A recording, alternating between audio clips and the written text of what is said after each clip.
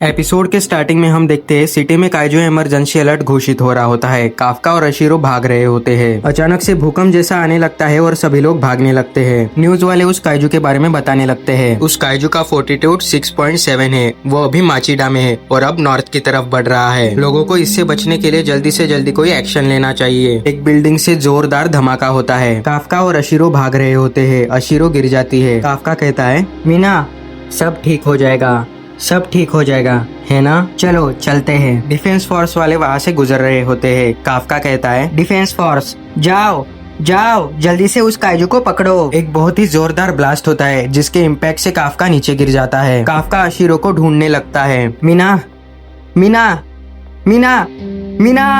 तभी हम देखते हैं डिफेंस फोर्स के बहुत सारे लोग किसी की तरफ गन पॉइंट कर रहे होते हैं। डिफेंस फोर्स के पीछे क्लीन अप टीम भी होती है जिसमें काफका काम किया करता था। जो बड़ी अशीरो होती है वो भी किसी पे अटैक करने की तैयारी में होती है। अशीरो कहती है, हिबिनो काफका नहीं, काइजू नंबर 8। अशीरो डिफेंस फोर्स को ओपन फायर करने का ऑर्डर देती है। सभी लोग काफका पे फायर करना स्टार्ट करते हैं। काफका अपने अटैक से एक हेलीकॉप्टर को गिरा देता है। अभी अभी एक कैसा अटैक हुआ, बहुत ज्यादा हाई फोर्टीट्यूड का पता चला है। काफका बहुत बड़ा बन जाता है और अपना कंट्रोल खोने लगता है। एक बहुत ही जोरदार ब्लास्ट होता है। हम देखते हैं ये सब काफका का सपना होता है। काफका नींद से उठ जाता है। काफका अपने आप को देख के खुश होने लगता है कि ये सब रियल में नहीं हुआ और वो बेड से गिर जाता है। फिर हम ताचिकावा बेस देखते हैं जहाँ पे अशीरो इन्वेस्टिगेशन कर रही होती है। वहाँ पे होशिना आके कहता है, मुझे कंफर्मेशन मिल गई है। उस डिसीजन को 5 दिन हो गए हैं। उन्हें अभी भी नहीं पता काफका हिबिनो के साथ क्या करना है। मुझे बताया गया कि अभी भी उसे एक लिमिट में रखा जाएगा। अशीरो कहती है, हाँ, होशिना कहता है, इसे ठीक करने के लिए बहुत टाइम लगेगा। होशिना याद करने लगता है कि काफका ने उस ब्लास्ट को कैसे रोका था। उस बेवकूफ ने ये सब बहुत बुरी तरीके से तबाह कर दिया। आज हमारे रुकीज नए यूनिट में जाने वाले हैं, है ना? हाँ, वो लोग थोड़ी ही देर में वहाँ पे पहुँच जाएंगे।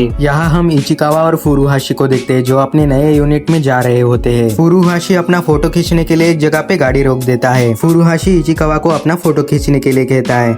इचिकावा कहता है, क्या हमारे पास इन चीजों के लिए टाइम है? हम यहाँ पे थोड़ा सा वक्त बिता के वहाँ पे चले जाएंगे। फोटो शूट करने के बाद वो दोनों वहाँ पे बैठ जाते हैं। फुरुहाशी इचिकावा से कहता है, तुम सिर्फ इसीलिए नाराज नहीं हो सकते कि नए यूनिट में ये हमारा पहला दिन है। मैं नाराज नहीं हूँ। मुझे कभी नहीं लगा था कि मैं एक डिफेंस फोर्स मिशन पे मात्सुमोतो कैसल देख पाऊंगा। फुरुहाशी उसके फोटो ग्रुप चैट्स में भेजने लगता है। उसने अभी तक नहीं देखा। मैं तो ये सोच रहा हूँ उस बूढ़े बंदे के साथ क्या होगा। वो डिफेंस फोर्स में वापस एक नॉर्मल पर्सन बन के नहीं रह सकता, है ना? इचिकावा को एकदम से हंसी आती है। फुरुहाशी पूछता है, क्या हुआ? इचिकावा कहता है, मुझे वो बात याद आई जो सर ने मुझसे पूछी थी जब वो काइजू बन गए थे। अब मेरे साथ क्या होगा? क्या मैं डिफेंस फोर्स ज्वाइन कर पाऊंगा? उन्होंने ये सब उस काइजू के चेहरे के साथ पूछा। फुरुहाशी हंसने लगता है। सच में? वो सच में किसी भी चीज को अपने ऊपर हावी नहीं होने देता, क्योंकि मैं अगर उसकी जगह होता तो मैं तो 1 साल के लिए सदमे में चला जाता। वो अपनी मुश्किलों को हराकर जरूर वापस आएंगे। इचिकावा और फुरुहाशी अपने नए unit 4th division Matsumoto base की तरफ बढ़ने लगते हैं। फुरुहाशी कहता है, मैं वो देख पा रहा हूँ। इचिकावा मन में कहता है, मैं यहाँ पे और ताकतवर बनूंगा ताकि मैं सर को किसी भी मुश्किल से बचा पाऊँ। किकोरू ग्रुप चैट्स देखने लगती है। किकोरू को अपने फादर और काफका की फाइट याद आने लगती है। मुझे ताकतवर बनना होगा। किकोरू को मिलने 1st डिवीजन का वाइस कैप्टन आता है, इजी हासेगावा। माफ करना, तुम्हें इंतजार करना पड़ा। ऑफिसर शिनोमिया, मैं तुम्हें कैप्टन के ऑफिस में लेके जाऊंगा।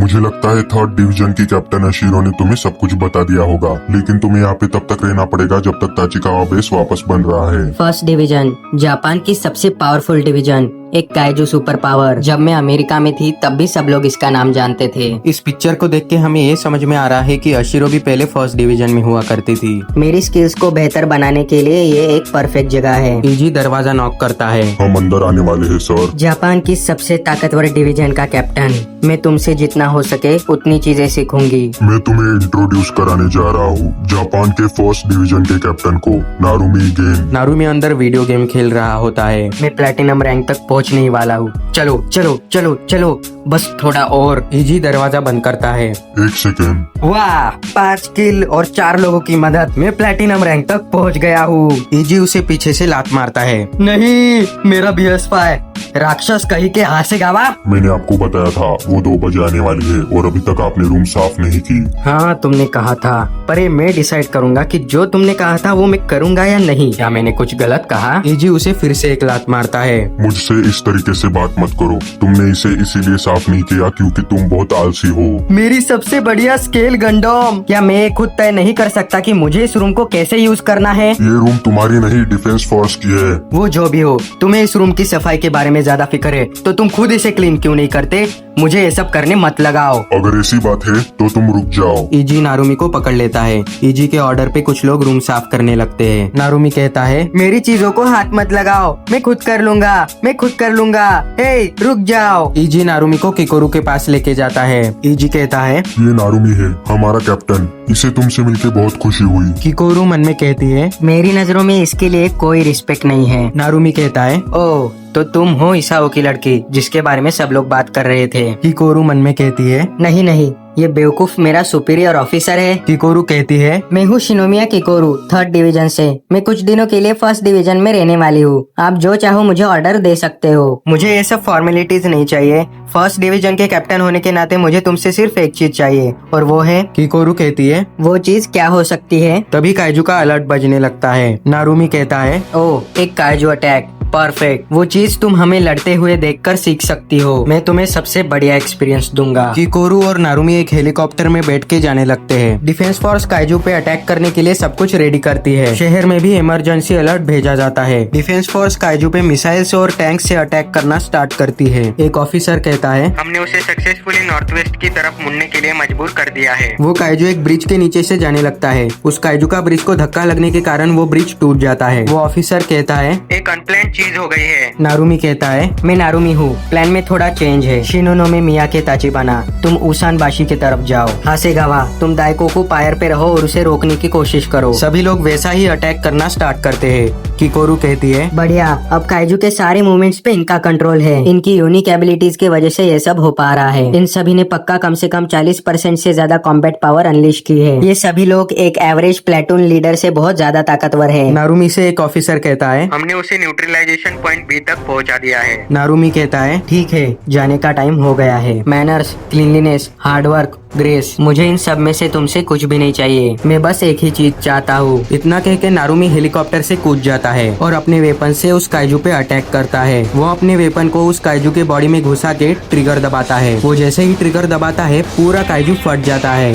मुझे बस तुमसे एक ही चीज चाहिए, मुझे अपनी अनस्टॉपेबल पावर दिखाओ। मुझे पोलाइट इनकॉम्पिटेंस की जरूरत नहीं है। किकोरू कहती है, सुनने में मजेदार लगता है। थोड़ी देर बाद किकोरू और नारुमी बेंच पे बैठे होते हैं। नारुमी न्यूज देखता है। न्यूज में सिर्फ अशीरो की ही बातें चल रही होती है। नारुमी कहता है, ये तो सुनने में ऐसा लगता है जैसे कैप्टन अशीरो ने उस काइजू को मारा है। देखो शिनोमिया, वो ट्रेंडिंग में है। वो मैं था जिसने उसे हराया, है ना? और कुछ लोग नारुमी को सोशल मीडिया पे ट्रोल कर रहे होते हैं कि वो कुछ नहीं कर पाया। किकोरू मन में कहती है, जापान का सबसे स्ट्रॉन्गेस्ट पर्सन खुद का नाम ऑनलाइन ढूंढ रहा है। किकोरू नारुमी से कहती है, क्या तुम्हें अपने फोन को ऐसे इग्नोर करना चाहिए? वो कब से बज रहा है? ये पक्का बुढ़ाऊ ईसाओ या फिर हासेगावा का कॉल होगा। ये लोग और एक बकवास मीटिंग रखेंगे जिसमें मुझे बिल्कुल भी इंटरेस्ट नहीं है। मैं अपनी दोपहर वैसी बकवास सी जगह में क्यों बिताऊंगा? पीछे से इजी आके उसे लात मारता है। क्योंकि ये तुम्हारा जॉब है, तो चलो चलते हैं। इजी नारुमी को वहाँ से घसीटते हुए ले जाने लगता है। नारुमी कहता है, रुको, ये क्या चल रहा है? क्या ये इम्पोर्टेंट है? इजी कहता है, ये काइजू नंबर 8 के बारे में है। सीन चेंज होता है। काफका पुशअप मार रहा होता है। 5 दिन हो गए हैं और मैं अब तक कुछ नहीं कर पाया, तो फिलहाल मुझे क्या करना चाहिए?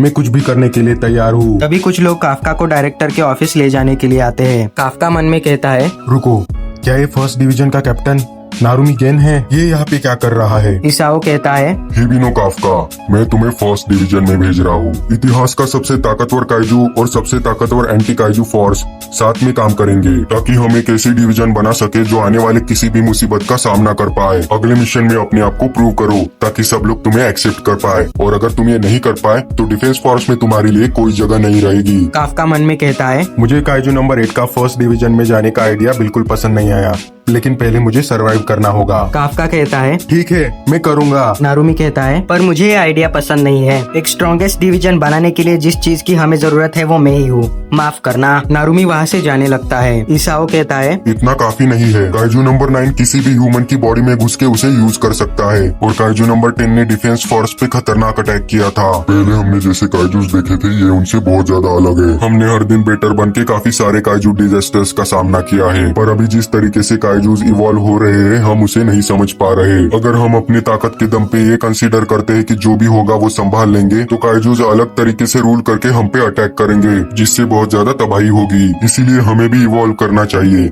नारुमी नारुमी कहता है, हमेशा की तरह आप मुझ पे भरोसा नहीं करते इसाओ। काइजू नंबर 8 को इस्तेमाल करने का सबसे बढ़िया तरीका है उसका एक वेपन बनाना, ताकि मैं उसे यूज कर सकूं। इसाओ कहता है। नारुमी काफका कहता है, कैप्टन नारुमी, मैं अभी मर नहीं सकता उन लोगों के लिए जो अभी भी मुझ पे भरोसा करते हैं, और अभी भी कुछ ऐसी चीजें हैं जो मुझे करनी है। काफका को उसका अशीरो के साथ किया हुआ वादा याद आने लगता है। और जब तक मैं ये सब नहीं करता तब तक मैं जीना छोड़ नहीं सकता। काफका नारुमी को सैल्यूट करता है। मेरा नाम है हिबिनो काफका, मैं फर्स्ट डिवीजन ज्वाइन करने वाला हूँ। नारुमी वहाँ से जाने लगता है। मुझे तुम्हारी फीलिंग्स, तुम्हारी सिचुएशन और तुमने जो तय किया है उसमें इंटरेस्ट नहीं है। मुझे रिजल्ट्स दिखाओ, और अगर तुम फिर से अपना कंट्रोल खो देते हो तो मैं तुम्हें वही मार के तुम्हारा सूट बना के उसे यूज करूंगा। काफका झुक के थैंक यू कहता है। यहाँ होशिना अशीरो को बताता है कि सारे रुकीज और हिबिनो काफका अपने अपने डिविजन्स में पहुँच गए हैं। अशीरो कहती है, तो हमें भी अपना काम स्टार्ट करना चाहिए। मैं ट्रेन करूंगी, चलो होशिना। किकोरू भी अपनी नई जर्नी के लिए तैयार होती है। यहाँ हम देखते हैं ईसाओ एक जगह पे आता है जहाँ पे काइजूस पे एक्सपेरिमेंट किए जाते हैं। Director Shinomiya,